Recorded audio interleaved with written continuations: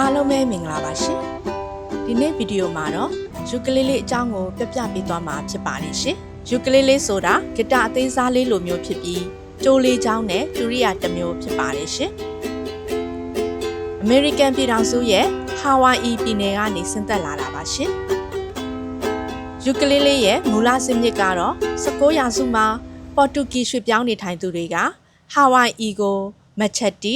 သို့မဟုတ်ကာဗာကွင်ဟိုလို့ခေါ်တဲ့ဒူရိယာတစ်မျိုးယူဆောင်လာရင်းနဲ့စတင်ခဲ့တာဖြစ်ပါတယ်ရှင်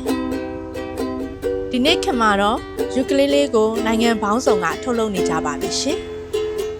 အတန်ကချုံမြိန်ပြီးပေါ့ပါတဲ့အတန်ရှိပါတယ်ရှင်အပန်းဖြေတဲ့သချင်းတွေပေါ့ပေါ့ပါပါသေးသချင်းတွေအတွက်အသုံးပြုလို့ရှိပါတယ်ရှင်ယူကလေးလေးဟာအရွယ်စားပေါ်မူတည်ပြီးအတန်မျိုးမျိုးကွာသလိုတီးခတ်ရတဲ့ခံစားမှုလည်းကွာခြားပါတယ်ရှင်အရွယ်အစားမျိုးမျိုးရှိပေမဲ့အဓိကအားဖြင့်၄မျိုးရှိပါတယ်ရှင်အသုံးများတဲ့အမျိုးအစား၄မျိုးကတော့ soprano 21လက်မှရှိပါတယ်ရှင် concert 23လက်မှရှိပါတယ်ရှင် tenor 26လက်မှရှိပါတယ်ရှင်နောက်တစ်ခုက baritone မှာ baritone ကလက်မှ30လောက်ရှိပါတယ်ရှင်ယူကလေးလေးတွေထဲမှာအကြီးဆုံးက baritone ဖြစ်ပါတယ်ရှင်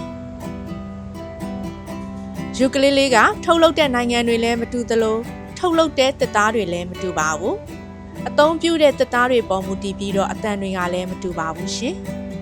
ဈေးနှုန်းတွေကလည်းအမျိုးမျိုးရှိပါတယ်ရှင်အခုပြထားတာကတော့ဂျပန်နိုင်ငံထုတ်ယူကလေးလေးတွေပဲဖြစ်ပါတယ်ရှင်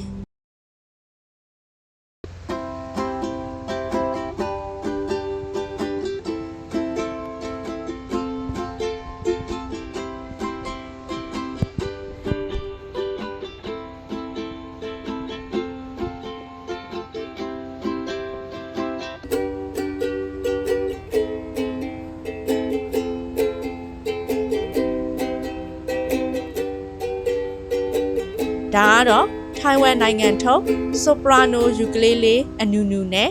akama concert ukulele ဖြစ်ပါတယ်ရှင်။ဒါကတော့ဟန်နာလီတို့အန်ယာတို့တရုတ်နိုင်ငံထုတ် ukulele တွေဖြစ်ပါတယ်ရှင်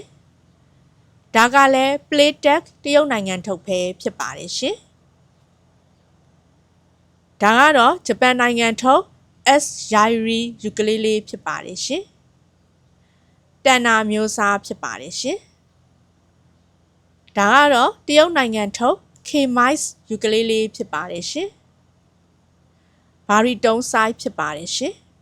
။ဒါကတော့ carbon fiber နဲ့ထုတ်လုပ်ထားတဲ့ ukulele ပဲဖြစ်ပါတယ်ရှင်။တရုတ်နိုင်ငံထုတ်အန်ယာ ukulele ဖြစ်ပါတယ်ရှင်။ဘာလို့ ukulele ကိုလူကြိုက်များသလဲဆိုတော့ဂီတာထက်ကျိုးနေပြီးတီးရတာပိုလွယ်ကူလို့ယူကလေးလေးစတင်သူတွေသင်ယူရတာအရန်လွယ်ကူပါတယ်ရှင်